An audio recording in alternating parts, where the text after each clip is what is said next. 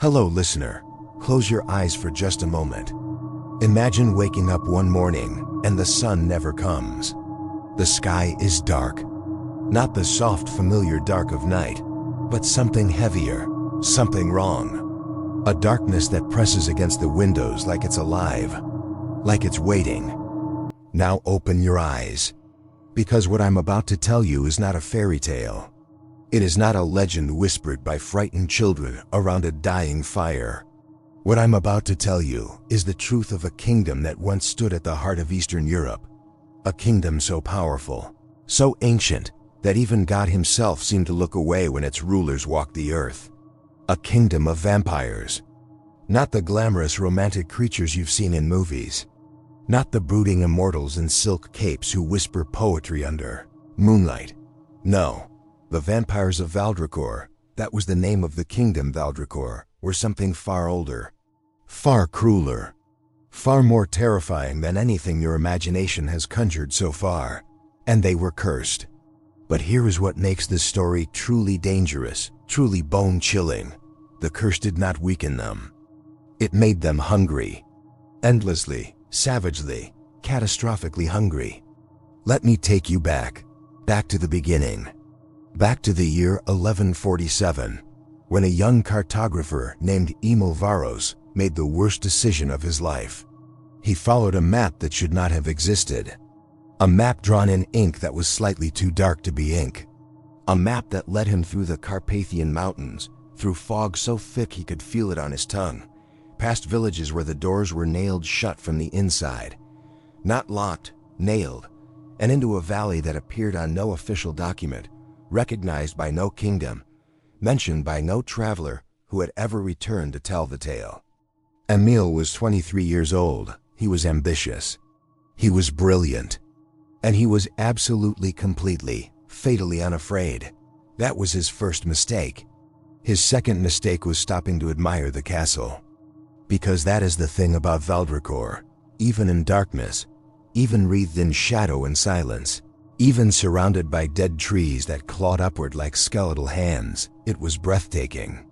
The castle rose from the valley floor like a black crown, its towers impossibly tall, its walls carved with symbols Emil did not recognize, but somehow felt in his chest, a vibration just beneath the sternum, like a warning from his own body that his mind was too proud to hear.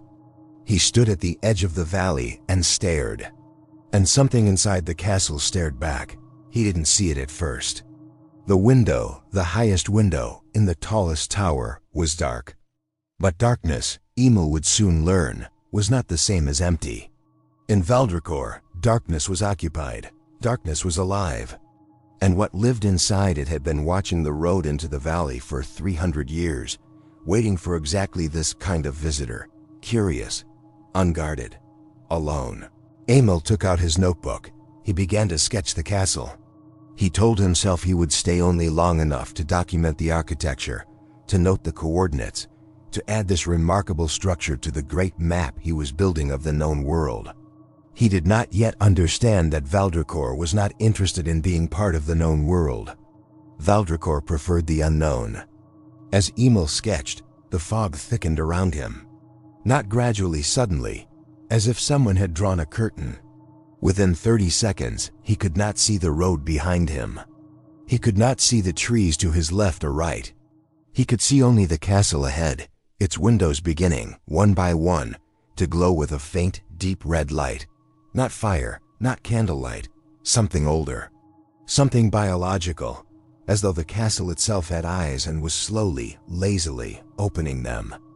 Emil's pencil stopped moving. His hand was trembling. He hadn't noticed until now, but his hand was trembling and his breath was coming in short, shallow bursts, and somewhere deep inside him, in a part of him that was older than language and older than reason, something screamed at him to run. He ran, or rather he tried. His foot hit something in the fog. He stumbled, dropped his notebook, fell hard onto the frozen ground. When he looked up, gasping, the fog had parted just enough, just barely enough, for him to see what he had tripped over. A man, or something shaped like a man. It was lying in the road with absolute stillness. Face up, eyes open. wearing clothes that Emil recognized as similar to his own traveler's clothes, practical, worn. A cartographer's satchel lay open beside it, papers scattered across the frost. And across the throat of this man, this traveler, 2 puncture wounds, perfectly round, perfectly placed, still faintly wet.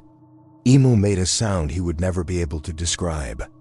He scrambled to his feet. He ran. He ran without looking back, without caring about the map, without caring about the notebook he had left behind. He ran until his lungs burned and his legs gave way, and he collapsed at the edge of the forest, gasping, chest heaving. When he looked back toward the valley, the fog was gone. The castle was gone. There was only the mountain road, empty and ordinary, as if the last 10 minutes had been a fever dream. But in his coat pocket, where his notebook had been, there was something else, a folded piece of paper.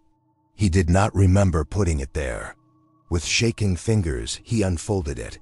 Inside, written in that same too dark ink, in handwriting so precise it seemed engraved rather than written, were 4 words. "You will come back." Emil Varos stared at those words for a long time. Then he folded the paper, placed it back in his pocket, and began the long walk down the mountain. He told himself he would never return to that valley. He told himself he would burn the paper as soon as he found a fire. He told himself he was done with maps, done with exploration, done with the dark places of the world where no light ever quite reached. But listener, here is the terrifying part. Here is the part that should make you sit very, very still. Emil Varos returned to that valley 6 weeks later. Not because he chose to, not because he wanted to, but because every night, in his dreams, the castle called to him. Every night he saw that high window and its deep red glow. Every night he heard a voice, smooth, ancient, impossibly patient, that said the same thing over and over, like a tide that never stopped. "You belong here. You have always belonged here. Come home." And on the 43rd night, Emil packed his bag, left a note for his landlady, and walked north into the mountains. He was never seen again, but his story was not over. Not even close. Because Emil Varos, lost cartographer, frightened young man who tripped over a corpse in the fog, Emil Varos was about to become the first human in 3 centuries to enter the gates of Valdricor alive. And what he found inside those walls would change everything. Stay with me, listener. We are only just beginning to descend. If this darkness is already pulling you in, if you can already feel the cold of that mountain fog, then you know this channel is where you belong. Subscribe now and join the shadows. Every story we tell is darker, deeper, and more gripping than the last. But first, let us go deeper into Valdricor. The gates of Valdricor opened before Emil touched them. That was the first thing he noticed. They swung inward on their own, slow and deliberate, as if someone on the other side had been expecting him. As if they had been watching the road for exactly as long as it had taken him to walk from the city, and the timing of their opening was not coincidence, but choreography. Emil stepped through. The gates closed behind him. He did not look back. Later he would think about that, the fact that he did not look back, and he would wonder if that too had been the castle's doing. If something had reached into his mind and simply removed the impulse. A small theft. A quiet preparation. The first of many. The courtyard was vast and absolutely silent. No wind. No insects. No sound at all except the soft crunch of frost beneath Emil's boots. Torches lined the walls, not burning with fire, he realized, but with that same deep red light he had seen from the valley. Up close, it was worse. The light moved like something breathing, like something alive inside the flame. And then he heard the footsteps. One set, measured, unhurried, coming from the main entrance of the castle, which was framed by 2 enormous stone pillars carved into the shapes of figures. Emil could not quite make out in the red light, human in shape, but wrong somehow, elongated. The necks too long, the fingers too many. The figure that emerged from the doorway was tall. Very tall. He wore black, which was almost redundant given his surroundings. But even so, the black of his clothing seemed somehow deeper than the night around him, as if he absorbed light rather than reflecting it. His face was angular, pale to the point of translucence. Emil could see, or thought he could see, faint traces of something beneath the skin, dark and branching like roots. His eyes were the color of dried blood. He stopped 10 feet from Emil and regarded him with an expression of profound, unhurried interest. The way a collector regards a new acquisition. "You took longer than I expected," the figure said. His voice was exactly the voice from Emil's dreams, smooth, ancient, patient beyond measure. 6 weeks. "I estimated 4. Emil's mouth was completely dry. "Who are you?" The figure's mouth curved slightly, not a smile, exactly. More like the memory of a smile. "I am Aldrich Voss," he said, "King of Valdricor. And you, Emil Varos, are the answer to a very old problem." Aldrich Voss. The name would later consume historians, theologians, and occultists for centuries. But in that moment, standing in a torchlit courtyard in a kingdom that should not have existed, Emil only knew 2 things about Aldrich Voss. The first was that he was not human. The second was that he was very, very old. How old? That question would take Emil months to answer, and when he finally found the truth, he would sit with it alone in a dark room for 3 days, unable to eat, unable to speak, unable to fully comprehend what it meant. But we are getting ahead of ourselves. Let me tell you about the curse first. Because without the curse, none of this makes sense. Without the curse, Valdricor is just a kingdom. Powerful, yes. Ancient, yes. Frightening, certainly. But just a kingdom. The curse is what made it something else entirely. It began, as so many catastrophic things do, with pride. Aldrich Voss had not always been a vampire. Hard to believe, standing before him in that courtyard, but true. He had been born human in the early 9th century, in a region of Eastern Europe that would not have a proper name for another 200 years. He had been the son of a minor lord, ambitious and brilliant and ferociously unwilling to accept the limitations that mortality placed on him. He wanted more time. He always wanted more time. More time to learn, to build, to conquer, to understand the world in its full complexity. A human lifespan, even a long one, felt to him like being given a library of infinite books and told you had 1 afternoon to read them all. So he sought a way around it. He found one. In a text so old its origins were disputed even then, Aldrich found the ritual. It required 3 things: a willing sacrifice, a moonless night, and a price. The price was not specified in the text. That should have been a warning. Anyone rational would have recognized that an unspecified price in a dark ritual from an ancient text of unknown origin was something to be deeply suspicious of. Aldrich was not suspicious. Aldrich was certain. Certainty is the most dangerous quality a person can possess when standing at the edge of the unknown. He performed the ritual. He became immortal, powerful beyond any human measure. He built Valdricor over the following century, filling it with others like himself, those he had turned, those who had sought him out, those who had wandered too close to the valley and been given the same choice Emil was about to be given. He built an empire in the dark, outside the maps, outside the records, outside the reach of any human authority. For 300 years, everything was exactly as he had intended. And then the curse arrived. It did not announce itself. It did not come in a storm or an earthquake or any of the dramatic forms that curses take in stories. It came on an ordinary night, if nights in Valdricor could ever truly be called ordinary, in the form of a woman who appeared at the gates and asked to speak with the king. She was old. Ancient in the way that certain people are ancient, not just in years, but in essence, as if they carry the weight of centuries in their posture. She wore gray, and her eyes were colorless like water, and she spoke with an accent that did not belong to any language Aldrich recognized, which was significant because by that point Aldrich recognized all of them. She told him the price of his immortality. The price of 300 years of blood and power and darkness. She told him that the ritual he had used was not merely a ritual, it was a contract. And contracts, unlike ambitions, have terms. And the term of this particular contract was now due. Valdricor, she told him, had taken immortality not from the void, not from some neutral cosmic force, but from something that wanted payment. Something old. Something patient.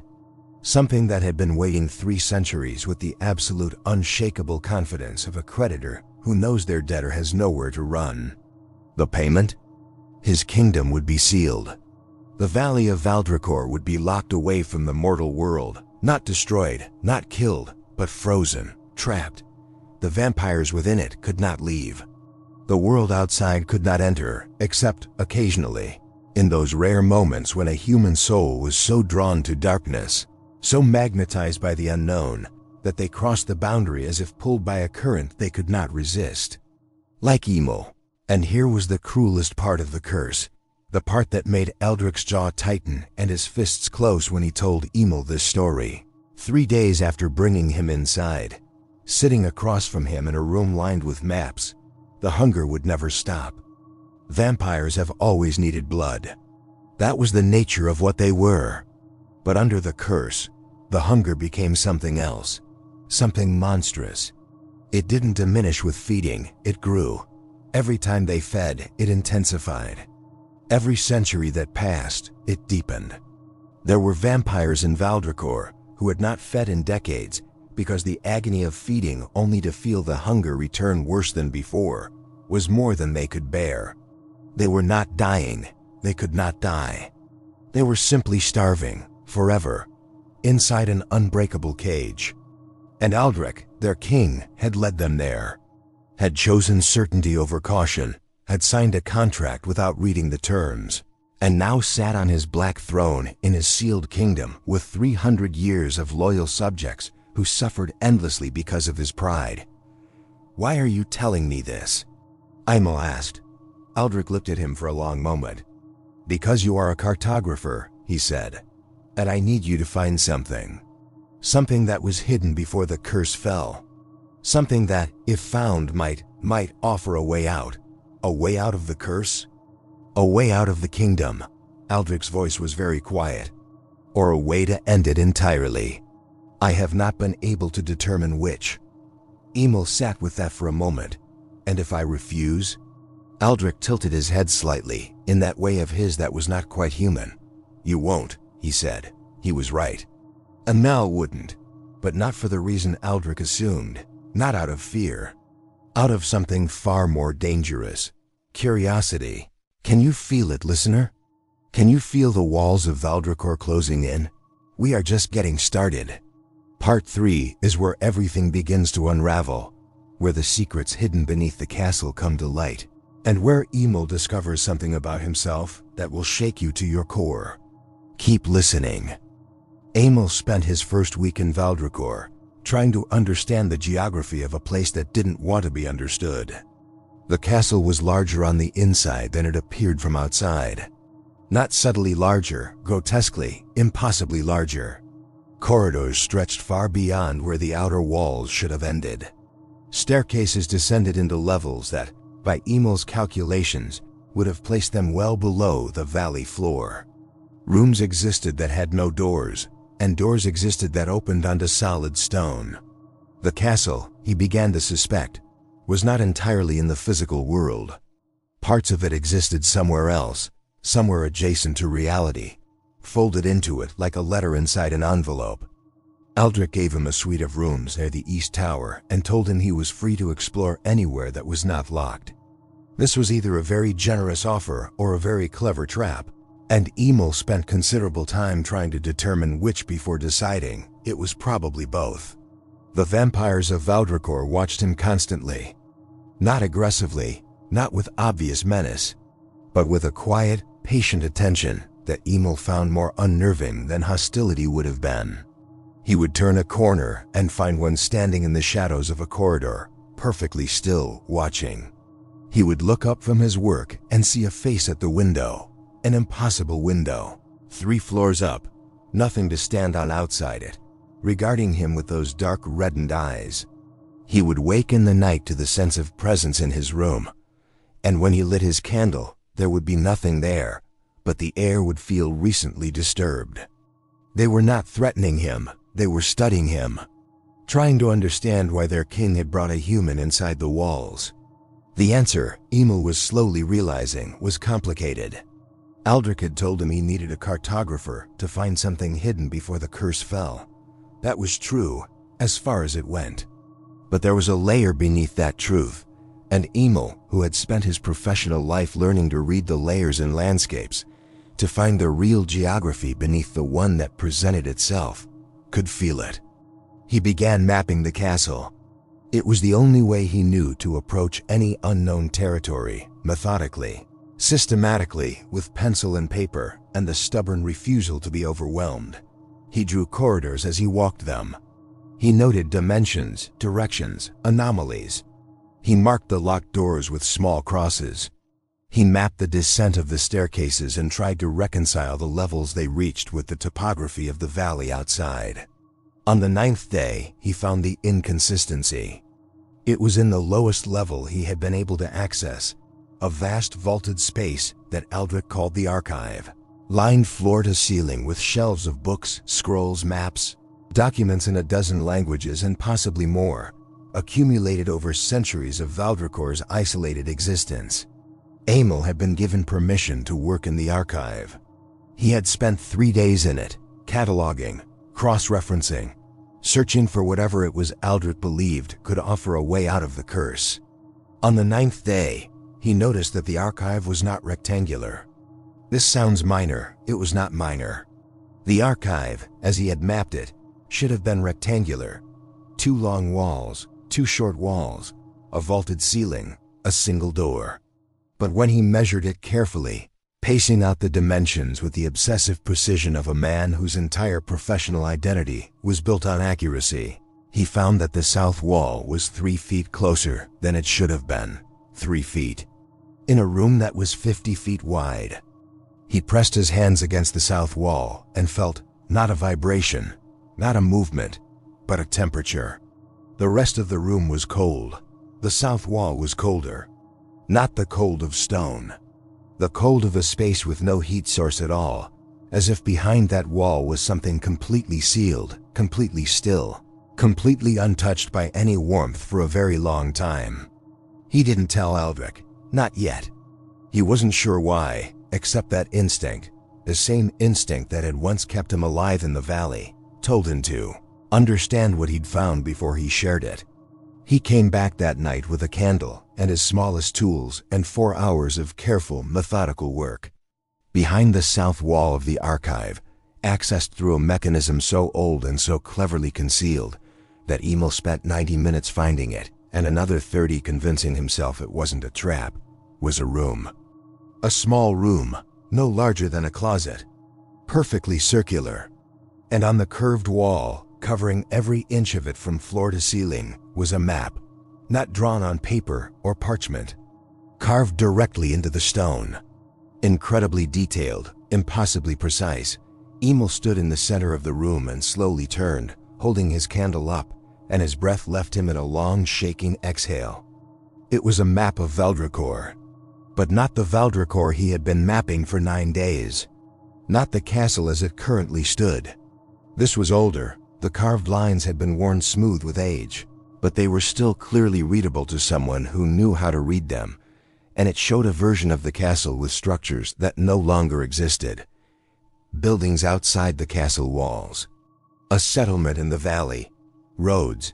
And beneath all of it, in the subterranean levels, a network of tunnels that connected the castle to something beneath the valley floor. Something large. Something that the maps maker had marked with a single symbol, a circle with a line through it, which Emil recognized from the old alchemical texts he had studied as a young scholar. The symbol for a seal. A door that could only be opened from one side. Emil stood very still in that circular room, staring at the map, and felt the hair on the back of his neck rise slowly and completely. Because he had seen that symbol before, not in a book. Not in another map. In the document Valdricor had shown him on his second day, the summary of the curse, written in that same too dark ink by the colorless-eyed woman who had come to collect the debt. The curse was a seal. Everyone knew that. The valley was sealed. The kingdom was sealed. The vampires were sealed inside. But this map suggested something else. Something the woman had not mentioned. Something Valdricor may or may not have known. The seal had a location. A physical location, somewhere beneath the valley floor, a specific point where the curse was anchored to the world like a nail driven through paper. And if you could reach the nail, Emil sat down on the cold circular floor, his candle throwing jumping shadows across the ancient carved map above him, and began to think very carefully about his next move. Because this was the kind of discovery that changed everything. The kind that could free 3 centuries of imprisoned souls, or could shatter something so old and so fundamental that the consequences were entirely unknowable. The kind that good men had made wrong choices about since the beginning of time. He thought for a long time. Then he picked up his pencil and began to copy the map, every detail, every line, every subterranean tunnel. He worked until the candle guttered. He worked in near darkness after that, by touch and memory. He worked until his fingers ached and his back screamed and the stone floor had driven a deep chill into his bones. When he was finished, he rolled the copy carefully, tucked it inside his coat against his ribs, and replaced the panel in the south wall. He walked back to his rooms. He lay down on the narrow bed. He stared at the ceiling in the darkness and listened to the absolute silence of Valdricor, that dense, pressurized silence that felt less like quiet and more like held breath. And he said, out loud, to nobody, "Now what?" And from the shadows at the far corner of the room, a voice he had never heard before answered. "Now you decide," said the voice, "whose side you're on." Emil's entire body went rigid. He turned his head slowly toward the corner, and the darkness moved. Don't you dare look away, listener, because what steps out of that shadow is going to rewrite everything you think you know about this kingdom and about Emil himself. Part 4 is where the real horror begins. Stay with us. She was young, or appeared young. Emil had already learned that appearance meant almost nothing in Valdricor. She couldn't have been more than 20 in her face, with dark eyes that held none of the red tint he had come to associate with the castle's inhabitants. She wore simple clothes, dark and practical, and she stood in the corner of his room with a stillness that was distinctly vampire, that inhuman quality of absolute motionlessness that no living human could sustain. But there was something different about her. She was afraid, not of him. He understood that immediately. She was afraid of something else entirely, and that fear was what made her seem almost human, almost relatable in a way that Valdricor with all his elegant composure was not. "Who are you?" Emil said. His voice came out steadier than he felt. "My name is Saravine," she said. "And you need to understand something before you show that map to the king." Emil said nothing. "Valdricor knows about the seal beneath the valley," Saravine said quietly. She moved from the corner to the center of the room, not walking exactly. More like the space between the corner and the center simply rearranged itself around her. "He has always known. The woman who came to collect the debt," she told him. "He did not include that detail when he told you the story." Emil felt something cold move through him that had nothing to do with the temperature. "Then why does he need me to find it?" "He doesn't need you to find it. He needs you to reach it." Her voice dropped even lower. "The tunnels in that map, they exist. They lead to the chamber where the seal is anchored. But they cannot be traveled by any vampire. The curse itself prevents it. Any of us who enter the tunnel system," she paused. "The hunger becomes absolute, instantaneous, uncontrollable. 2 of Valdricor's oldest companions tried in the 1st century after the curse fell. They didn't make it 100 feet.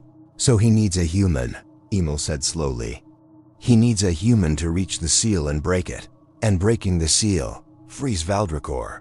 Her eyes were very steady. "Removes the boundary. Allows every vampire in this kingdom to leave the valley and enter the mortal world. The silence stretched between them. "That's what he wants," Emil said. It wasn't a question. "Yes, and you're here because you don't want that." Saravani looked at him for a long moment. "I'm here because I have lived in this kingdom for 200 years, and in that time I have watched what the hunger does to us. To all of us. Valdricor is controlled, disciplined, ancient enough that he can manage it, barely, and sometimes not even that. But the others," she closed her eyes briefly, "if we are freed, if 300 vampires pour out of this valley into the mortal world, driven by 2 centuries of compounding, uncontrollable hunger." She didn't finish the sentence. She didn't need to. Emil sat up slowly on the bed. "What do you want me to do?" "I want you to understand the full picture before you decide. Valdricor will tell you the curse is an injustice, that his people suffer. Both of those things are true. But the cure he's seeking," Saravani's voice was carefully controlled, but Emil could hear something underneath it, old and grieving. "The cure is worse than the disease. For everyone outside this valley, is there another option?" She hesitated. Just briefly, a fraction of a second, but Emil caught it. "There might be," she said. "There is something else in that map, isn't there? Something you haven't mentioned yet." Emil stared at her. "You saw me copying it. I've been watching you since the second day. You're the first human to enter this kingdom with enough intelligence to be genuinely dangerous, and I wanted to understand which direction that danger would fall." She tilted her head. "You noticed the tunnels, but did you notice where they converge? Before they reach the seal chamber?" He thought back to the map, the tunnels, the branching lines, the junctions. "There was a room," he said slowly. "A central chamber. Midway through the tunnel system. Yes, I assumed it was structural. An intersection point. It is an intersection point," Saravani said, "but not a structural one. It is the point where the curse is thinnest. The one place in Valdricor where the seal's power is reduced enough that certain things are possible that are not possible anywhere else in the valley." "What kind of things?" She looked at him with those dark, unreddened eyes. "The kind that might end the hunger without ending the seal. The kind that might find a way to free the suffering without unleashing the danger." She paused. "If someone with the right knowledge and the right tools and a great deal of courage reached that chamber and performed the correct ritual." "And where would someone find that knowledge?" "In the archive," she said.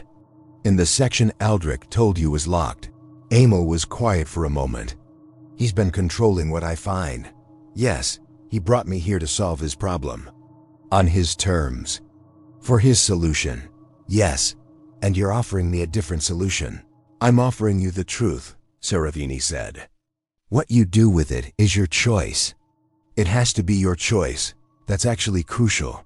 The ritual requires genuine, uncoerced human will. That's why he hasn't simply compelled you. That's why the invitation, the dreams, the gentle pulling rather than the direct command. The seal can only be broken by a human who chooses to break it. And the alternative ritual in that central chamber, it also requires choice, real choice, made with full information." She moved toward the door, the actual door, walking this time, and Emil noticed her footsteps were perfectly silent. "He will ask you tomorrow," she said. "He's been patient, but the hunger is worsening. Several of the older ones are becoming unstable. He's running out of time, and if I tell him what I found in the archive, he will be pleased. He will move quickly, and you will be escorted to the tunnel entrance and sent in with a torch and the map and the absolute belief that you are performing an act of liberation." "And will I be?" She paused at the door. In the darkness, with her back to him, her voice was very quiet. "You will be performing an act that frees 300 immortal predators, driven by 2 centuries of catastrophic hunger, into a world that has entirely forgotten they exist." She opened the door. "Whether that is liberation depends entirely on your perspective." She left. Emil sat in the darkness for a very long time. In his coat, against his ribs, the copied map felt very heavy. He had arrived in Valdricor with a question. What was this place? Now he had a far more terrible question. What was he going to do? Two paths, two outcomes, and Emil in the middle, carrying a map that could determine the fate of the mortal world. Listener, we are at the halfway point of this story, and I promise you, nothing that has happened yet compares to what comes next, because Emil is about to make his choice, and that choice is going to shatter everything. If you haven't subscribed yet, do it now. This channel exists in the dark spaces between stories, the ones that keep you up at night. You belong here. Emil did not sleep. He lay on the narrow bed until the red torchlight in the corridor outside his door had dimmed to its lowest point, what passed for night even deeper than the night in Valdricor, and he stared at the ceiling and thought about every decision he had ever made that led him to this room. The ambition that had driven him to become a cartographer. The pride that had kept him walking north even when every sensible instinct screamed otherwise. The curiosity, always the curiosity. That bright and treacherous quality that he had always believed was his greatest gift and now suspected might be his greatest flaw.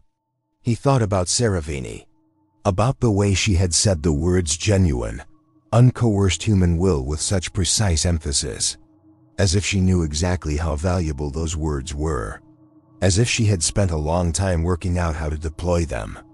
He thought about Valdricor, about the controlled composure, the patient intelligence, the 3 centuries of absolute isolation. He tried to imagine what 300 years of sealed darkness did to a mind, even a mind as formidable as Valdricor's. Whether certainty over that much time curdled into something else, whether a king who had led his people into catastrophe could ever fully separate the desire to free them from the need to absolve himself. Around what felt like 3 in the morning, though time moved strangely in Valdricor, the hours seeming alternately compressed and stretched, Emil got up. He lit his candle. He unrolled the copied map on the small desk and looked at it again, this time knowing what he was looking for. The central chamber was there, exactly as Seravini had described. And now that he was looking for it specifically, he could see what he had missed before. The chamber wasn't simply an intersection. Its shape was distinctive. Circular, like the hidden room in the archive, like the room with the wall map. And at its center, faintly indicated by a set of carved symbols he now recognized as alchemical notation, a hearth. An actual fireplace, underground, at the convergence of the tunnel system. In an ancient alchemical context, a hearth at the center of a sealed space meant one thing: a locus of transformation.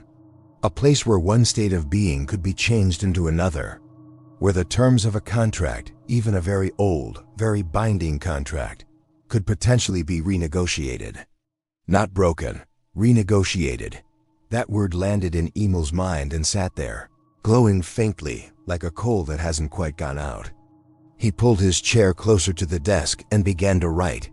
He worked quickly, using the tiny, precise handwriting he had developed for marginal notations. He wrote what he knew about alchemical transformation rituals, what he knew about sealed contracts and their theoretical vulnerabilities, what he knew about hearths as liminal spaces.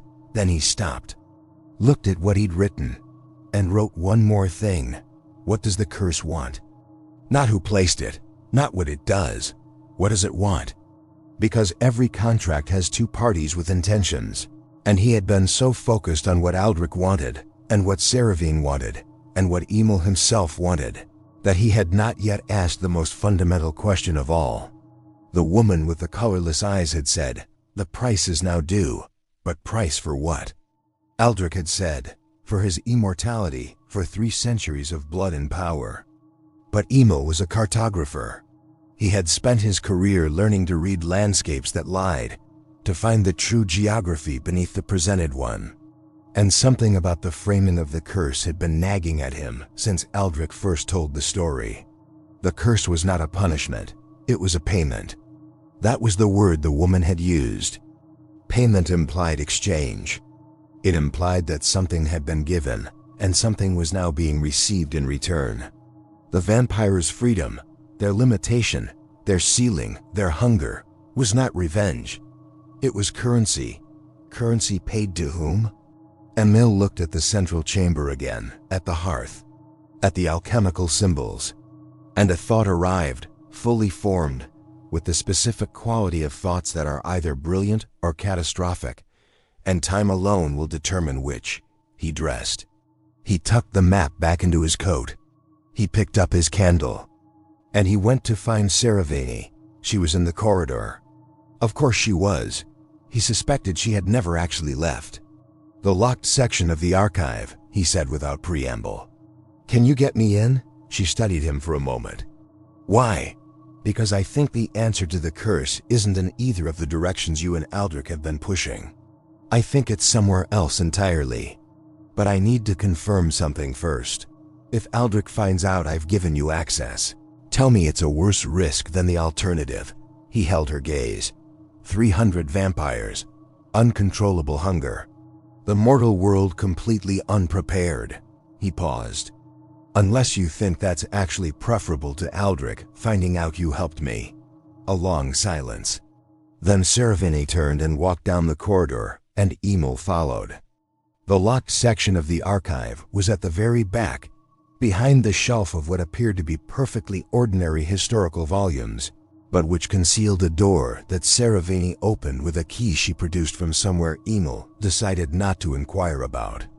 The room beyond was smaller than the main archive, and lined not with books but with boxes, wooden, sealed, labeled in Valdricor's distinctive handwriting. Emil moved quickly, scanning labels. History, correspondence, the founding, the curse, the debt. He stopped. The debt. He pulled the box, opened it. Inside was a single document, and he did not need to read more than the first paragraph to confirm what his mind had been assembling. The ritual Valdricor had used in the 9th century had not drawn power from the void. It had drawn it from a specific source. An entity. The text used the word entity with careful academic distance, as if the author was trying very hard not to say something more frightening, that had been sealed away itself, long before Valdricor was born, in a chamber beneath the Carpathian Valley.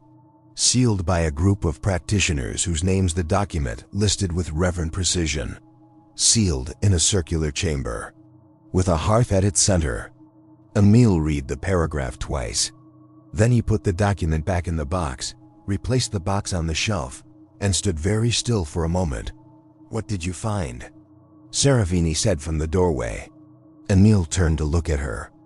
"The seal beneath the valley," he said. "It's not anchoring the curse. It's not even related to the curse in the way Valdricor thinks." He took a slow breath.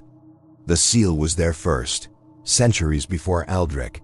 Whatever he unknowingly drew on to make himself immortal, it was already locked away down there. The ritual didn't create the curse. It woke something up. And the woman who came for payment. He stopped. Saravani had gone very still. "She wasn't collecting a debt," Emil said quietly. "She was warning him, telling him that what he woke up is now more awake than it was, and it is going to keep getting more awake. And the hunger, the compounding, unstoppable hunger, is not a punishment. It's a symptom. It's the hunger of the thing beneath the valley seeping upward through everyone connected to the ritual." The silence in the locked archive was absolute. "If someone breaks that seal," Emil said, "they don't free Valdricor. They release whatever is down there." He looked at Saravani. "That's what has been sealed for centuries. Not the curse, the source of it." Saravani stared at him. Then she said, very quietly, "Does Valdricor know?" Emil thought about the document in the box, about the careful, precise handwriting on the label, the debt, about the fact that this box was locked away separately from everything else. "Yes," he said. "I think he's known for a long time." Oh, listener, oh no. Can you feel the floor of this story dropping away beneath you? Because everything just changed. Valdricor isn't trying to free his kingdom. He's trying to free something else entirely. Something that has been waiting beneath the valley for centuries. And Emil, our curious, brilliant, fatally unafraid cartographer, is the only one standing between it and the world. Stay with us. Emil had 20 minutes. That was how long Saravini told him he had before Aldric's daily summons, the morning audience where the king would expect his cartographer to report on progress, and where, given the timeline of events, Aldric would almost certainly press for a decision. 20 minutes to understand something that had been building for 3 centuries. Emil went back to the main archive alone and moved through it with new purpose, pulling documents not from the locked section, but from the ordinary shelves, the historical records, the early years of Valdricor, the founding documents. He was looking for a specific period, the decades immediately following the curse, when Aldric would have first begun to understand what had happened. He found it in the 3rd volume of the kingdom's annals, written in a hand that was not Aldric's, a scribe, long gone, but clearly dictated, the formal language carrying undertones of a specific personality. In the 42nd year of the sealing, the king commissioned the first expedition into the tunnel system. Of the 12 who entered, none emerged. In the 43rd year, the king commissioned the mapping of the system via long-range survey, and it was during this survey that the central chamber and its hearth were identified. The king studied this discovery for 11 years before recording his conclusions. Emil flipped forward, found the conclusions summarized in a single paragraph that had clearly been added much later in a different ink. The entity beneath provides, the entity beneath requires. The seal is not our prison, the seal is our bargain. We are the payment and the guard simultaneously. The hunger is the connection. If the seal breaks, the connection breaks. If the connection breaks, the hunger ends. This is the trade that was made, and the only trade available. Emil read this 3 times. Then he understood. The curse, the sealing of the valley, the compounding hunger, was not an accident or a punishment. It was a mechanism. The entity beneath the valley had been drawing sustenance from Aldric and his vampires for 3 centuries. The hunger they experienced was not their hunger. It was the entity's hunger, channeled through them, using their bodies and their immortality as a collection apparatus. They were not prisoners. They were batteries. And Aldric knew it. Aldric had known it for at least 2.5 centuries. So what was the plan? If he knew the truth, if he understood that breaking the seal released the entity, not just the vampires, then why was he pushing Emil toward the tunnel system? Emil sat down with that question and turned it over very carefully. Aldric was ancient, brilliant, ruthless in the way that only certainty made a person ruthless.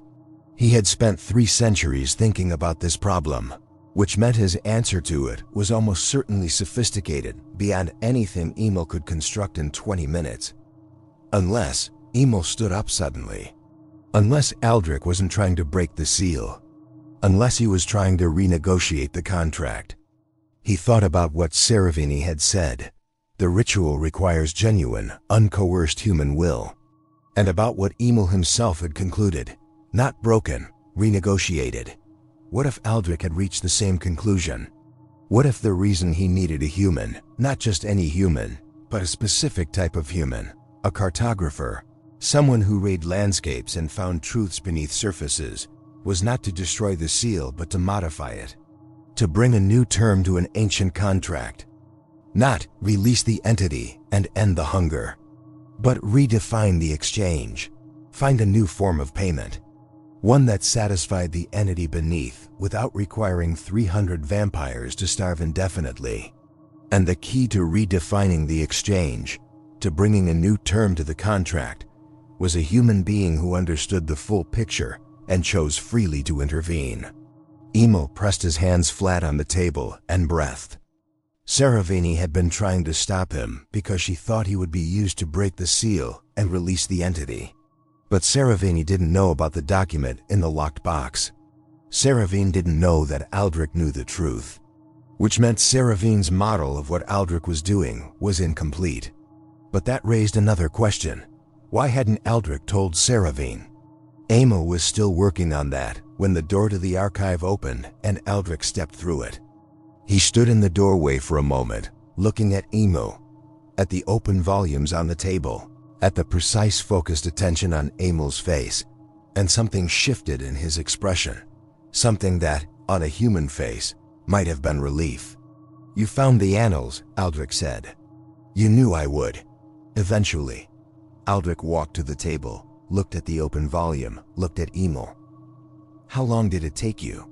"To find the document in the locked box? About 9 days. To understand what it meant," Emil checked. "About 3 hours." Valdric was quiet for a moment. "Saravini spoke to you," he said. "It wasn't a question." "Yes. What did she tell you?" "That you were trying to break the seal and release something catastrophic. That I should find the alternative ritual in the central chamber and use it instead." Valdric tilted his head. "And what do you think now?" "I think," Emil said carefully, "that you've been trying to reach the central chamber for 2.5 centuries. And that you need a human to do it. And that the human needs to go in with complete understanding and free will. And that Saravini doesn't know any of this, which means she's been working against you based on a model you deliberately never corrected, which means either you don't trust her or you needed her to give exactly the kind of opposition that would push me toward thinking independently." A long pause. "You used her," Emil said. "She thought she was protecting the world from you. She was actually making sure I'd do the work of figuring this out myself, so that when I got here," he gestured at the room, "when I got here, I'd be fully informed, of my own will, with no coercion." Valdric sat down across from him. "I have been sealed in this valley for 300 years, he said. "I have watched my people suffer. I have carried the guilt of that suffering for every one of those years. And I have spent 2.5 centuries developing a plan that requires one thing I cannot manufacture, cannot compel, cannot fake: a human being who reaches genuine understanding, independently, and then chooses to help." "What does the ritual in the central chamber actually do?" Valdric's answer was precise and measured, and Emil listened to every word. And then Emil asked the question that changed everything. "What happens to me if I perform it?" The silence that followed was the longest Emil had ever experienced. "Listener, this is the moment.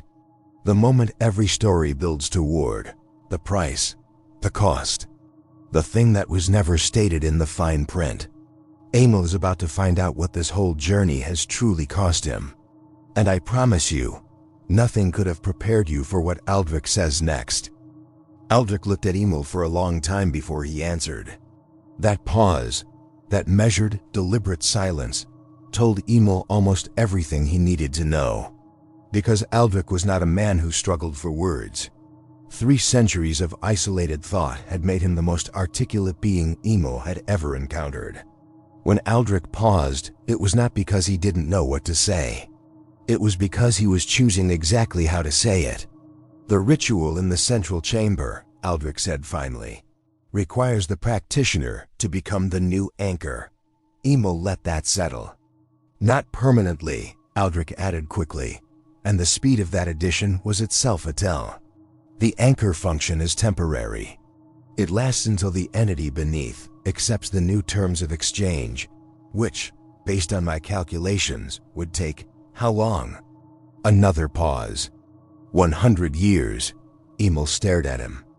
"You would need to remain in the central chamber," Valdric said. "In the liminal space. Not dead. Not exactly alive in the way you currently are. In a proto state. For 100 years. During which the renegotiation occurs slowly, and the hunger of the entity is redirected, and at the end of which I would be released. Yes, after 100 years. Yes, preserved, in a chamber underground. For a century. The experience of time," Valdric said carefully, "in the liminal state is not the same as linear human time. The 100 years would not feel like, it would be more like—" "Don't," Emil said. Valdric stopped. Emil was quiet for a moment. His hands were very still on the table. He was aware of his own heartbeat, that warm, mortal rhythm that had been making him stand out in this castle like a candle in a vault. And he thought about the fact that if he agreed to this, that heartbeat would be, what? Suspended? Preserved? He didn't fully know, and he suspected Aldrich's careful vocabulary was doing a great deal of work to obscure how unknown the answer truly was. "And if I say no?" Emil asked. "Then nothing changes. The curse continues. The hunger continues. The entity beneath continues to draw sustenance. My people continue to suffer." Aldrich's voice was controlled. "And I continue to look for another human who wanders into the valley with enough intelligence and enough will and enough." He stopped. "Enough what?" "Enough genuine goodness," Aldrich said quietly, "to consider the choice at all." Emil looked at him. "Most humans who have found their way here," Aldrich said, "have run when they understood what was at stake, or have been incapable of understanding it. You are the first in 300 years who has not only understood, but has reasoned toward the correct conclusion independently." He paused. "I did not expect you to, I hoped. I spent 6 weeks hoping, watching you walk north. I have been hoping for 3 centuries.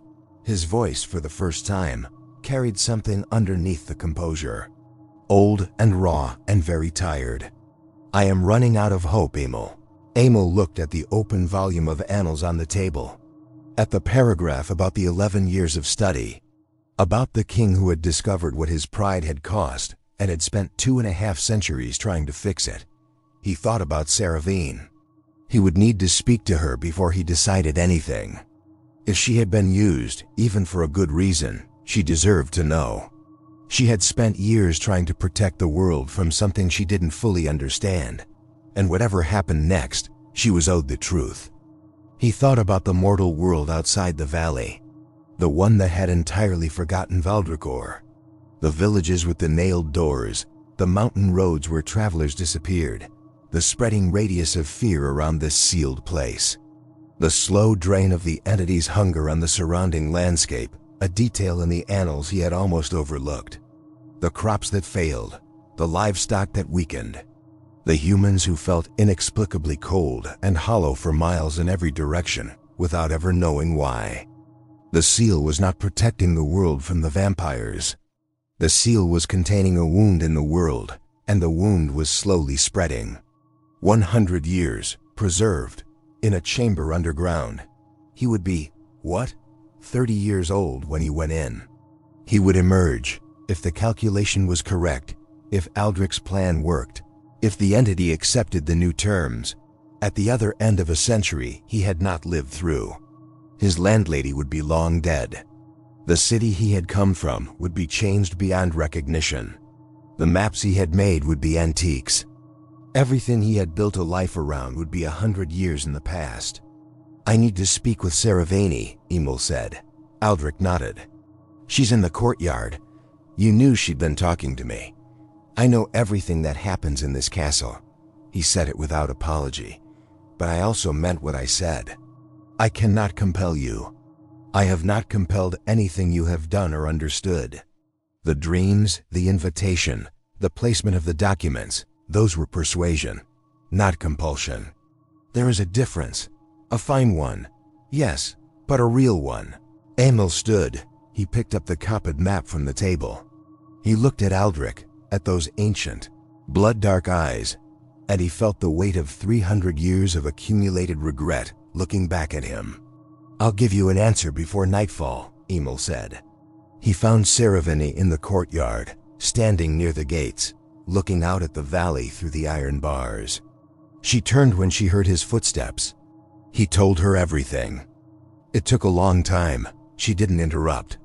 She stood very still and listened, and her face went through several changes that Emil watched carefully. Shock, then anger, then something more complicated. Then finally a stillness that felt like understanding. When he finished, she was quiet for a while. "He used me," she said. "Yes, he knew I'd come to you. He knew I'd give you the piece he couldn't. Yes, the free will piece. The independent investigation." She closed her eyes briefly. "All this time I thought I was protecting everyone from him.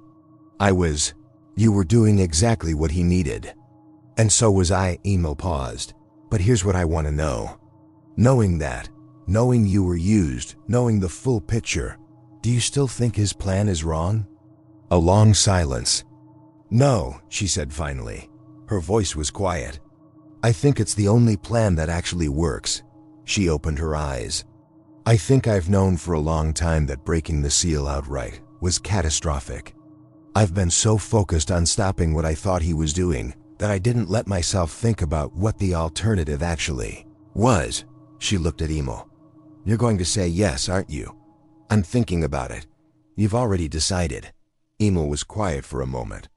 He looked up at the castle, at the impossible towers against the dark sky, at the red light in the windows, at the 3 centuries of sealed suffering darkness built by a brilliant man's pride and slowly, painstakingly being dismantled by that same man's guilt. Ask me something, Emil said. Saravine looked at him. If you were me, he said, if you had stumbled onto this, if you were the only one who could fix it, would you say yes? Saravine considered him for a long time. I've been here 200 years, she said quietly. I know exactly what this hunger is, what it does to a person, even a person who is no longer alive in the ordinary sense. She paused. If I had been human and I had found this place, and someone had asked me to carry that for 100 years in exchange for ending it, she looked at him. Yes, I would say yes. But I am very glad you're the one being asked and not me. Emil laughed. It came out more genuine than he expected, and the sound of it surprised both of them. So human, so warm, so completely out of place in the silent stone courtyard of Valdricor. He folded the map, put it in his coat. Tell Aldrich, he said, that I'll need 2 days to prepare, and that I want everything he knows about the central chamber written down for me to study. Every detail. Saravini nodded. And Saravini, he paused, when I come out the other side, in 100 years, will you still be here? She looked at him for a long moment. Where else would I go? She said. And there it is, listener. The choice is made. Emil Varos, 23 years old, curious and brave and perhaps the most quietly extraordinary person to ever walk into a vampire kingdom, has said yes. 2 days until he descends into the tunnels. 2 days until everything changes. Stay with us for the final parts. This story is not finished. Not even close.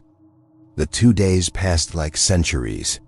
Emil prepared with the same methodical precision he applied to everything, but there was a quality to those 48 hours that he would later struggle to describe in the journal he had begun keeping, the journal that Saravine promised to protect, to preserve, and to return to him when the 100 years were done. He wrote maps, not of the tunnels, those he already had. He wrote maps of himself, his memories, his knowledge, the things he was afraid of losing. He wrote about the city where he had grown up, the smell of rain on cobblestones, the quality of afternoon light through the workshop window where he had first learned to draw. He wrote about his mother, who had died when he was 14, and his father, who had never quite recovered from that loss. He wrote about the first map he had ever made, a boy's map, inaccurate and exuberant, of the neighborhood around his house. He wrote about what had driven him north, toward the dark places, toward the sealed valley. He wrote, I have always been drawn to the hidden geography, the landscape beneath the landscape, the truth that the presented world doesn't want found.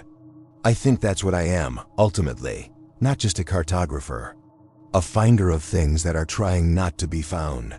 He closed the journal and gave it to Saravine. On the morning of the 3rd day, Aldrich came to his room. He carried 2 things. The first was a torch, not ordinary fire, but the same deep red light of the castle's torches, which Aldrich explained would sustain itself for as long as Emil was in the liminal space without requiring fuel. The second was a ring, old, plain iron, which he set on the table in front of Emil without ceremony. My mother's, Aldrich said. She was human. She died before I found the ritual. She was the person I most wanted more time with, and she is the person I most think about when I consider what 3 centuries of pride has cost. He paused. I am not asking you to forgive me for what I'm asking. I am only asking you to know that I understand the weight of it. Emil picked up the ring, put it in his pocket, said nothing, They walked together through the castle, Valdricor, Emil, and Saravani. Through corridors Emil had mapped and corridors he hadn't. Down staircases that descended below the archive, below the lowest level he had been able to access alone, into passages that grew older as they descended, the stone rougher, the carvings more primitive, the air thicker with a quality that was not quite smell, but was something the body registered as ancient, as deep, as profoundly subterranean. The hunger was noticeable even before they reached the threshold. He felt it first as a pressure at the edges of his awareness, then as a specific, directed sensation, not his own hunger, not a physical appetite, but something from outside, pressing inward, the entity's hunger, rising up through the earth to meet them, aware of their approach. Valdricor and Saravani both stopped before the threshold, a line carved in the stone floor across the passage, marked with the same symbols Emil had seen in the circular room of the wall map. They could go no further. Emil could feel their stillness behind him, the rigid control they were exerting against the compounding, terrible appetite that would consume them if they crossed that line. He looked back at them. Valdricor's face was controlled, but very pale, paler than Emil had ever seen it, which was saying something. Saravani's hands were pressed flat against her thighs with rigid deliberation. "Remember," Valdricor said. His voice was steady. "The central chamber, the hearth, the words I gave you. In order, do not deviate." He paused. "And Emil, when you are in the liminal state, when it feels like time has stopped, it has not stopped. It is moving. You are moving through it. Hold that." Emil nodded. He turned to face the passage. He took one step across the threshold. The change was immediate and enormous. Not pain, that was the first thing he registered with relief. Not pain, but a shift, as if the world's resolution had increased. Every detail in the passage ahead was shockingly clear. The texture of the stone, the specific way the torchlight moved, the sound of his own footsteps which seemed to arrive at his ears slightly before he felt them through his feet. And the hunger. Now that he was across the threshold, it was like being in a room with a large fire, not burning, not consuming him, but undeniably present, directed toward him, considering him. He walked. The tunnel was exactly as the map described. Left at the first junction, straight through the second and third. The passage widened before the fourth junction, and there was a place where the walls were carved, not in the alchemical symbols he had come to recognize, but in something older, something that looked almost organic, as if the carving were trying to be letters and hadn't quite achieved it. He did not stop to study them. He kept walking. The central chamber opened before him without warning. One moment he was in the tunnel. The next he was in a space that was wrong.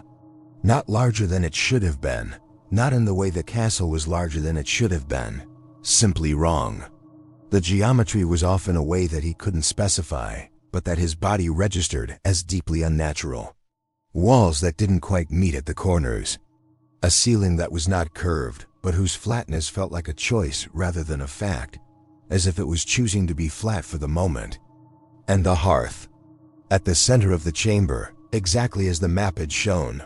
Stone, old, unlit, but not cold. He stood before it and opened his coat and took out the copied map. He spread it on the floor before the hearth. Then he took Valdricor's mother's ring from his pocket and held it in his left hand. He began to speak the words Valdricor had written for him. The language was old, older than Latin, older than anything Emil had a name for. He read it phonetically, carefully, with the attention to precision that was the deepest habit of his nature. The words felt strange in his mouth. Not wrong, but large. Too large for ordinary speech, as if they had been designed for a different kind of voice in a different kind of space. On the third verse, the hearth lit, not with fire, with the same deep red light, but brighter, far brighter, and warm in a way that the castle's torches were not warm. Real warmth, the warmth of something alive. And from beneath the floor, not vibration, not movement, but a quality of attention, of awareness, something noticed him. He kept speaking. The hunger intensified. not against him, toward him. Through him.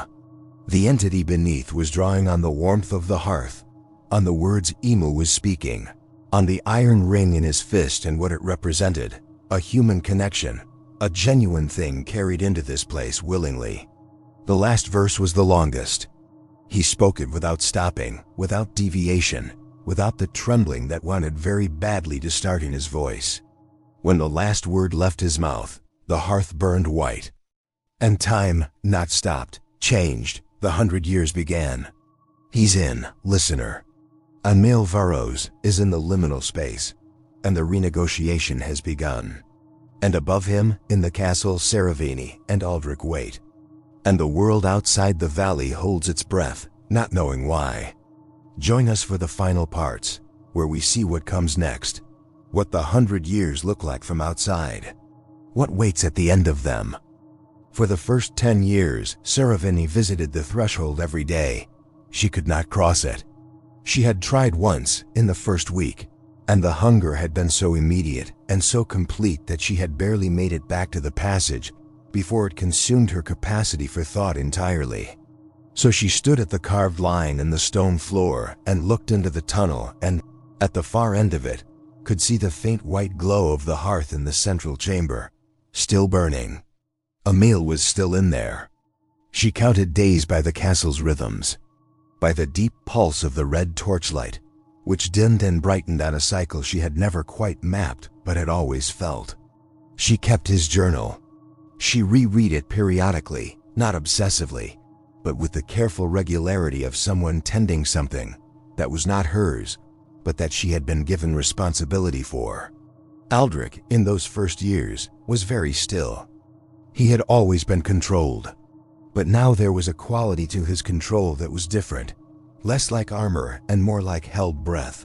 He was waiting.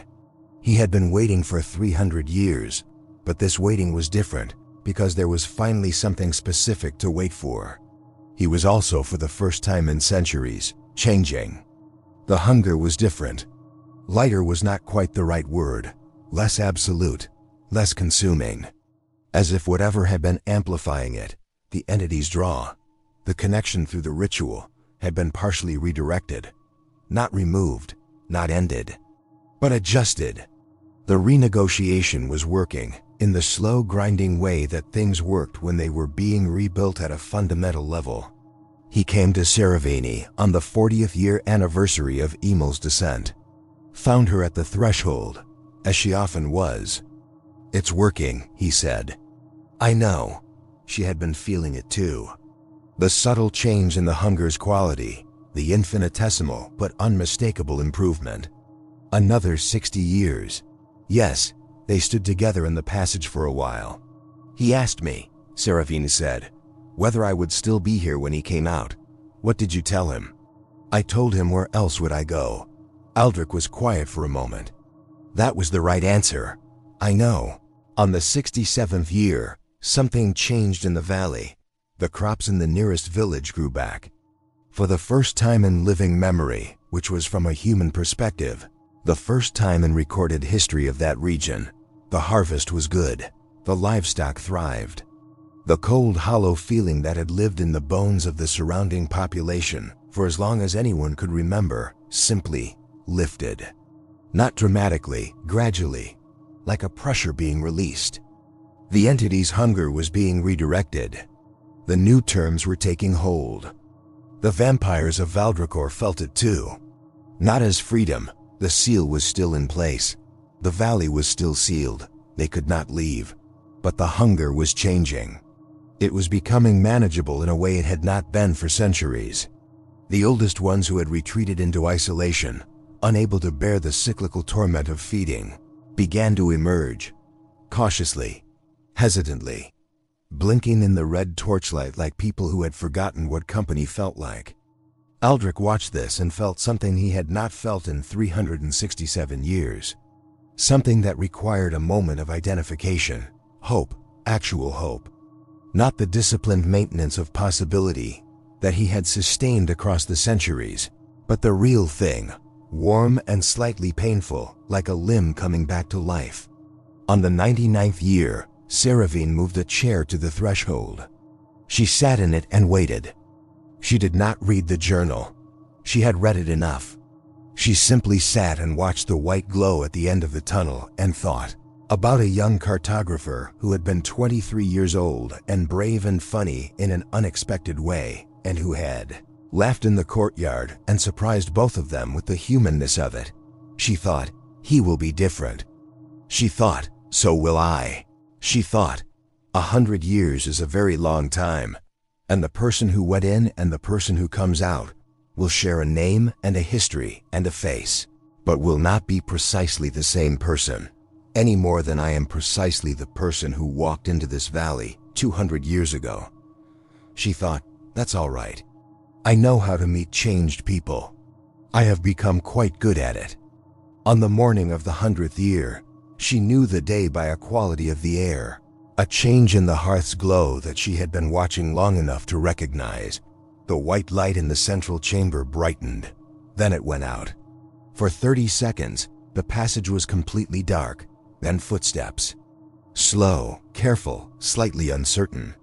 The footsteps of someone who had been standing still for a very long time and was remembering how to move. Séravine stood up. He emerged from the darkness of the tunnel and stopped at the threshold line and stood there, looking at her, and she looked at him. He was physically identical to the man who had gone in. The liminal state had, as Valdricor had promised, preserved him. 23 years old, slight, with ink-stained fingers and the specific posture of a person who spent a lot of time bent over a desk. But his eyes were different. Not the color, they were the same dark brown they had always been. But there was a quality in them that had not been there before. Not age exactly, though that was part of it. Not sadness, though that was there too. A quality of depth. Of having been somewhere very far away and having had a very long time to think. Séravine, he said. His voice was exactly the same. She exhaled. Hello, Emil, she said. He stepped across the threshold. She had not planned to embrace him. It had not occurred to her to plan it, but it happened anyway. Naturally, the way things happen when they have been being prepared for a very long time without acknowledgement. She held him briefly and felt under her hand his heartbeat, warm, human, alive. Did it work? He said, into her shoulder. Yes, she said. It worked. He pulled back, looked at her. The hunger? Manageable, for all of us. She paused. It's been changing for 30 years. The oldest ones, you wouldn't recognize them. They're themselves again. More than they've been in centuries. He looked past her, up the passage, toward the levels of the castle above. Valdricor? In the great hall, waiting. She paused. He's been very controlled about it. Emil almost smiled. Of course he has. But Emil, she held his gaze. There's something else, something that changed while you were in there. She hesitated. About the seal, he looked at her. It's weakening, she said.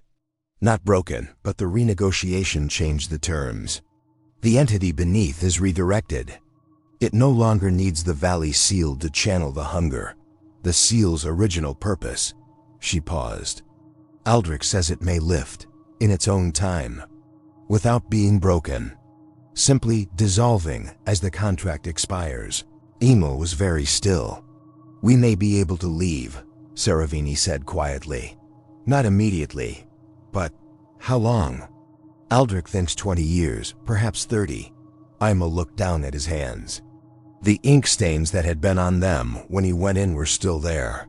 100 years of liminal preservation, and his hands still looked like a cartographer's. Then, he said slowly, I'll need to make new maps.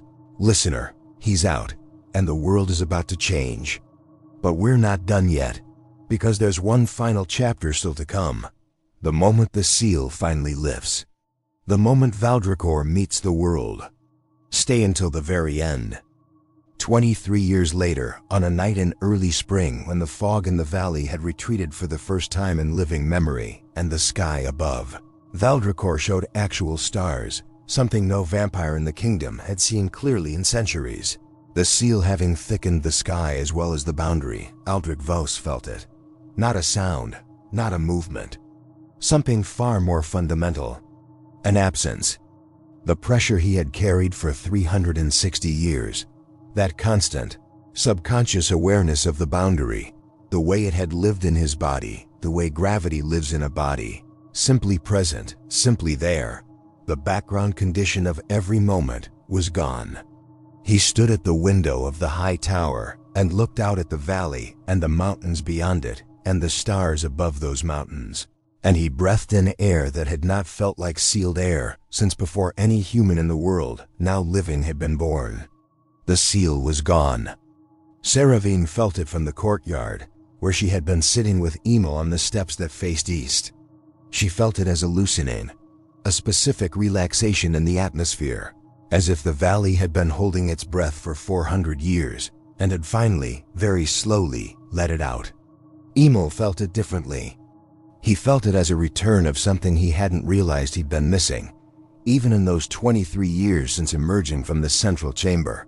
A quality of openness, of unlimited geography, of a world that extended beyond the valley walls in all directions, full of unmapped places, full of things trying not to be found. He looked at Seravine. She looked at him. "Ready?" she said. He was already standing. The gates of Valdricor opened on their own, as they had once opened for a frightened young cartographer who had tripped over a body in the fog. But this time they opened all the way, not a crack, not enough for one person. All the way, wide, the iron swinging back against the walls of the castle with a sound that echoed through the valley and into the mountains beyond. Valdric came down from the tower. He walked through the great hall where his people had gathered, 300 vampires, ancient and young, those who had been here from the beginning and those who had been turned in the centuries since, all of them quiet now, all of them feeling what their king felt, the absence of the pressure they had always known. Some of them were weeping, not with sadness, with the complicated, overwhelming relief of people who had been in pain for so long that the cessation of pain was itself almost too much to bear. He walked through the courtyard, past Emil and Seravine, to the open gates. He stood in the gateway and looked out at the valley, at the road that wound through the mountains, at the world that had forgotten Valdricor, that had moved on and changed and grown in the 3.5 centuries of the ceiling. The road was empty, the fog was gone. The mountains were clear and silver under the stars. Valdric Voss stepped outside the gates of Valdricor for the first time in 363 years. He stood on the road. He looked up at the stars. His face did not change. The composure was too deep-rooted for that. But something in his posture shifted, very slightly. The particular quality of someone who has been carrying an enormous weight for a very long time and has just carefully set it down. Behind him, one by one and then in groups, the vampires of Valdricor followed.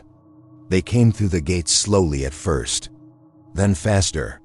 Some stopped on the road, standing with their faces turned upward, as if they were reading the stars like a language they had almost forgotten. Some walked toward the forest at the edge of the valley, moving between the trees with their inhuman fluid grace, and the trees did not seem afraid of them. The forest received them the way forests receive everything, with the same indifferent, ancient patience. Some stayed near the castle. Change, even welcome change, even desperately desired change, is frightening after long enough. Emil stood in the gateway and watched. He had his notebook. Of course he had his notebook. He was already drawing, not the castle, not the vampires, not the dramatic spectacle of a sealed kingdom finally opening itself to the world.